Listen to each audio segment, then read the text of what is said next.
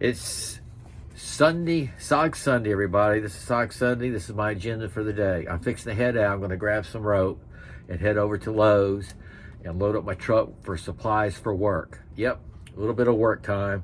Load it up, tie it down, and then I'll be ready for tomorrow. As far as SOG knives, I'm not going to get too much done. I wanted to do an off-grid overhead shot too of all my off-grid knives. It was kind of for a subscriber. I do have quite a bit of off-grid knives, and I wanted to show an overhead, but I don't think I'm gonna get there, because I tell you what, when I get back, my priority is I have to vacuum out, clean out my shop. There's dust all over my lights. There's dust everywhere. It's incredible. I can't even do anything. I gotta vacuum it up, clean it up, and then I'm gonna try and do my Micarta scales again. I just never had anything like this before. Okay, I'm carrying my Spyderco Tenacious. Okay, y'all know I'm doing that.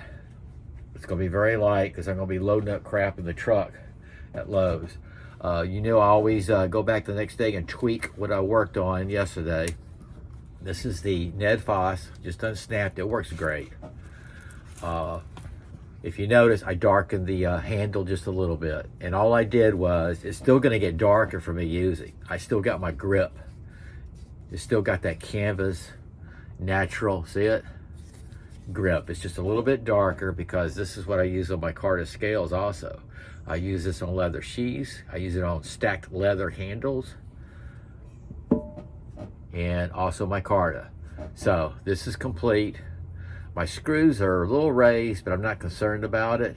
I can't really recess them unless I got really small hardware, and I don't want to change anything because it's perfect. It's absolutely perfect. The only test is I want to throw it. I always test the knives that I carry if I can throw them. So the serrations came out good. I got a lot of meat on that handle versus what I had. And even if you get it and you have this, guys, this is a fantastic knife. This is the Ned Foss bore. It's D2 steel, razor sharp. I'll even do a cutting test on it. Okay, and look at that. That's ready to go, man.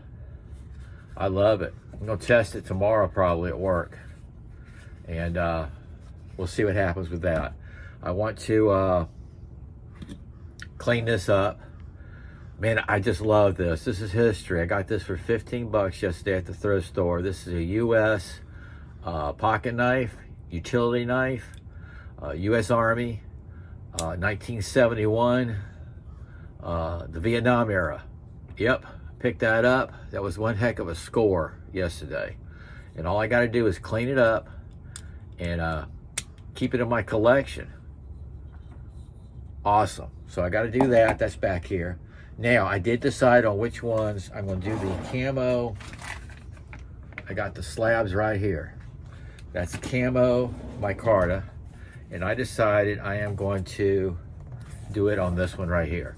This is the, I think they call it the B1. I'll come up with the correct model. I looked on Amazon now, I've already forgotten it on when I bought it. This is the B1, and it's not available right now. So they sold out. It's the 1066 high carbon steel. Look at that shine, polished mirror shine. Something like that HK2. Just a nice straight. I like the feel of it for throwing, and I think that this is the one I'm going to do. I've already made up my mind. Okay, and I'll tell you why. This I was going to do, but I'm going to keep it as is. This is the BPS Adventure. Okay, I forget which model number it is, but this is the third BPS knife I bought until I got really crazy and bought most of them on Amazon. Yeah, most of them on Amazon. The very first one was the BPS Citizens, the dagger boot knife. The second one was this. Okay, this was the second one. I was so impressed, and then I bought the HK2, which y'all know that. I customized the handles on that, and that is an incredible knife. Look it up, and I recommend it. The BPS HK2, and it's polished, 1066 high carbon steel. It's just a fantastic knife. All of them are. So I'm gonna leave this like it is. And this will be the one I customize today. Hopefully I can get to it. And one more thing, I'm gonna clean this up, I know that. I'll do with my micarta handles. I wanna try out, I got some new arrows that came in for our hay, our straw target. They're better points that will penetrate it. I'd like to try that out because y'all know I'm gonna make this a little family area out here.